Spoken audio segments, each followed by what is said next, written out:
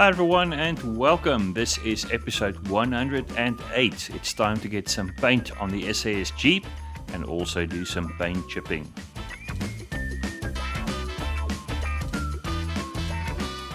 Guys, in the previous video we did some basic assembly as well as some scratch building, and it's time now to get some paint on this SAS Jeep. But first, a word from the sponsor.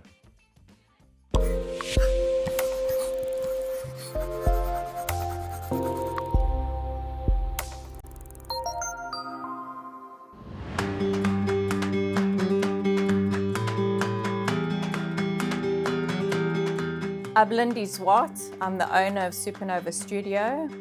The products that we sell at Supernova are brands that we are proud to put our name on, especially Vallejo. Vallejo is Spanish. They're a really good company. We are proud with their quality of their pigments. Their paints are exceptional for the miniaturists, for hobbyists, especially the artists. The artist pigments are the 300 to 800 grade, so they are a very good quality paint. In the hobby section, we sell armor, aircraft. We've got air war sets, which are paint sets for guys that do the aircraft. We've got a lot of other products that go with that in building. We've got decals, we've got Quinta Studio. We've got lots of different products that go with the model building. It's not just about plastic. We do a lot of crafting products, polymer clay for the girls that do polymer clay earrings. We've got resinite. We also do the fine art, which is your watercolor, your fluid art. We do some inks. I love to craft myself. I enjoy working with my polymer clay. I'm more on the craft side than I am on the hobby side. My husband's more on the hobby side of the business. But it's the crafting. I absolutely love using my products, testing my products, making sure that the products that I'm putting out there are superior to what you can get in the market. And I do make sure that my customers are well looked after because I've tested it and made sure that the quality is the best on the market. If you go onto supernovastudio.durban, you'll find us online.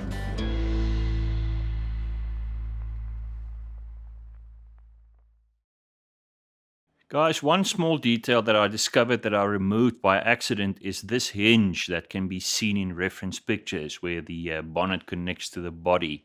Now this is very easy to replace. I use some styrene rod from Evergreen, and after that it's just a matter of measuring the correct length, cutting that, and then just gluing that in place on the bonnet piece. So there we go. The hinge has been replaced, and I can move on.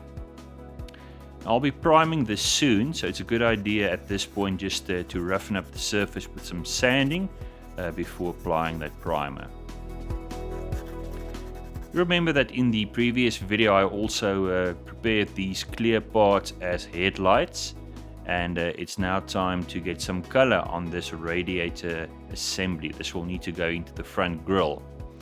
Now for this I'll be using 3 metallic colors. Guys, you can disregard the names, we're only after the colors in this case. 1 color from AK and 2 from L-Clad. I first started with steel, applied this to the entire radiator piece. I would like those headlight, the backings to be silver. So at this point I decided just to mask them off, just so we have silver behind the clear headlights. With that done, I can now apply some exhaust manifold. Again guys, disregard the name of the color. We're only interested in the color itself. Some pale burnt metal was added next to the center there. And I also added some smoke and some NATO black. Now there was no real method or plan in this. I just layered colors until I arrived at a result that I liked.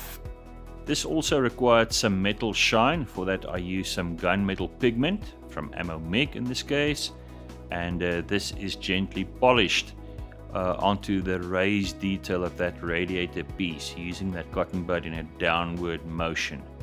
And you can see this is the result. All that nice metal shine added to that radiator piece. The final step in this process is a dark wash, and that will flow into all the recess detail and just really complete our radiator finishing. Time to glue those headlights in place, and for this I used ultra glue from Ammo Mig. Of course, this dries completely clear, and it's a great way of adding those clear headlight parts. So that is the completed radiator assembly, and we can move on. Now with all this done, I can start priming all these wheels and as well as the body itself. And of course nowadays my primer of choice is Mr. Hobby Black Primer. Guys, the reason I'm using Mr. Hobby is it's a lacquer based paint, and especially with that piece of brass for the bonnet, believe me, I've tried, but acrylic paint will not stick to metal. So a good primer coat is essential. You can see there the entire Jeep body has been primed in black, and we can start with the base colors. Now these Jeeps would have arrived from the factory in olive drab, and I'm using two lacquer based colors from AK Real Colors, the first one being dark olive drab. I'm specifically using lacquers in this case just to minimize damage later when I'll be doing the paint chipping. So there's the basic olive drab color applied, and certainly happy with this, nice and even. And the next step is to add some highlight colors to the olive drab. And for this, I'm using faded olive drab, again from AK Real Colors. My hardened Steenbeck airbrush is essential for this, guys, because we'll be doing detail work, and this airbrush is so well suited to doing fine detail work. You can see there, adding all those highlight spots to the body of the Jeep. Now with this done, I'd like to add some metallic colors as well, where there's been heavy foot traffic, as well as those dents along the fenders and the bonnet itself. For that I'll be using some steel from AK Extreme Metal, and this is carefully applied again with my hardened Steenbeck airbrush to specific spots on the Jeep where I think that metal, bare metal, would be visible once we start doing the chipping.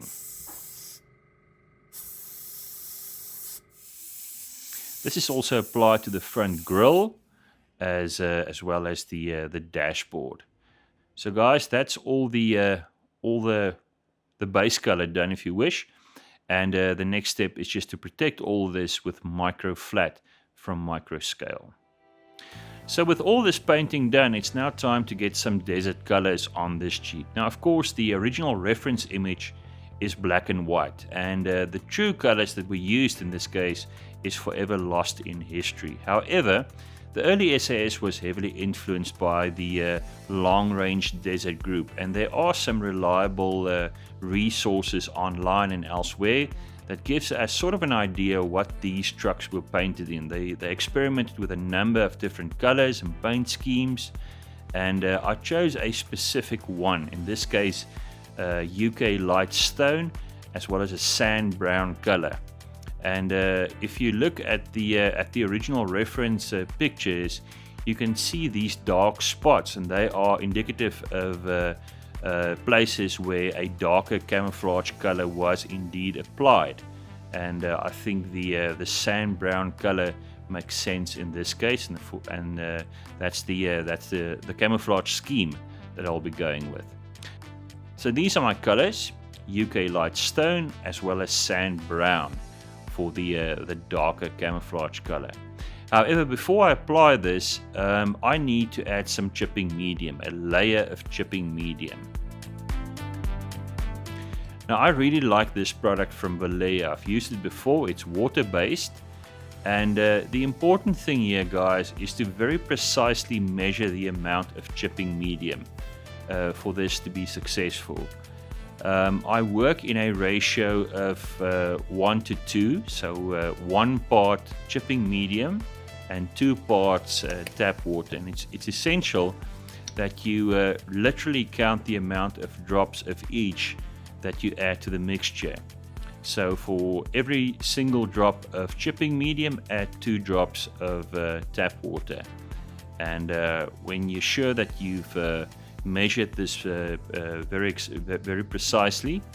Mix this together before loading it into your airbrush. So there we go. This is now ready to go into the airbrush. It's a clear liquid, and this can now be sprayed onto the entire Jeep body in an even coat to prepare us to chip the paint later on. Make sure that you get this as evenly as possible. Don't forget to add this to the chassis as well, because I'd like to chip through the desert tan later on and reveal some of this metal color underneath on the chassis itself. The next step is to join the chassis and the body. And guys, this is so typically Tamiya. Look how well that fits together. And remember, this kit dates from 1974. So well done, Tamiya. This is glued together and left to cure.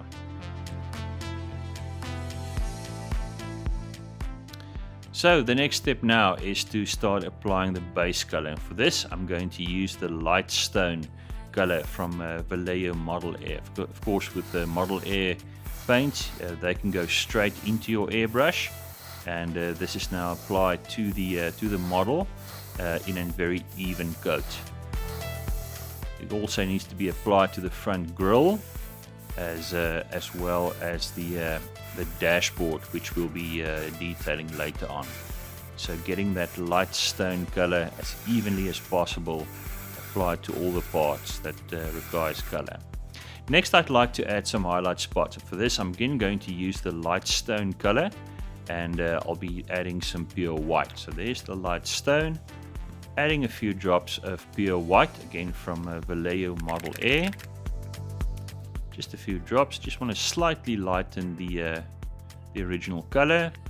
Add some Vallejo airbrush thinner, just to thin the mixture a little bit more, and then most importantly, some Vallejo flow improver. Guys, this will go a long way to reducing the number of clogged nozzles and clogged needles that you get while airbrushing.